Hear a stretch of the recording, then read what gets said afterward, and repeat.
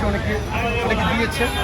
তো আমরা মনে করলাম যে আমরা যদি ব্লাড ডোনার যারা রয়েছে তাদের কাছ থেকে ব্লাড নিয়ে কালেক্ট করে রাখি, যখনই দরকার হবে তখন আমরা এই ব্লাড যারা চিকিৎসাধীন রয়েছে তাদেরকে আমরা দিতে পারবো। আর গতকালকে আমরা একটি মেডিকেল টিম গঠন করেছি, তাদের উদ্যোগেই আজকে ব্লাড কালেকশন হচ্ছে। তারা গতকাল থেকে বৃহত্তর কাজ করে যাচ্ছে, আপনারা লক্ষ্য করেছেন।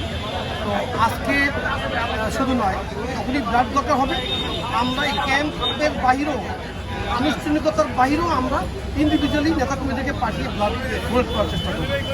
এছাড়া এই যারা হসপিটালে এখন পর্যন্ত আহত অবস্থায় রয়েছেন এবং তাদের সুচিকিৎসার জন্য বিভিন্ন রকমের উদ্যোগ গ্রহণ করছে আমাদের ডক্টররা, সম্ভাব্য যে কোনো সহযোগিতা তারা আমাদের চাইলে আমরা সেটা দিব ইনশাআল্লাহ। আমরা গতকালকেই বলেছি যে যে যেখানে রয়েছে তার জায়গা থেকে যতটুকু যেভাবে উপকার করা যায় তাকে সেভাবে উপকার করার জন্য আমরা বলছি। যেমন গতকালকে আমাদের যুবদলের সংগ্রামী সভাপতি মুন্না তিনি স্কুলে গিয়েছেন, তিনি নিজে রাস্তা ট্রাফিক মুভমেন্ট ইজি করার জন্য রাস্তায় স্বেচ্ছাসেবকের দায়িত্ব পালন করেছেন।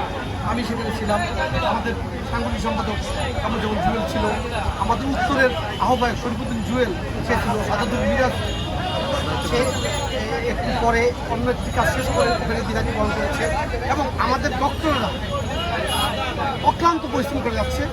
সর্বোপরি আমরা আল্লাহর কাছে রহমত আশা করি, দয়া আশা করি, যাতে যেই শিশু এবং যে গার্ডিয়ানরা এখন হসপিটালে খুবই খারাপ অবস্থায় রয়েছে তারা যাতে তাড়াতাড়ি সুস্থ হয়, আল্লাহ তাদেরকে দয়া করুন, এবং আমরা যাতে তাদের সম্ভাব্য সকল উপকারে আসতে পারি।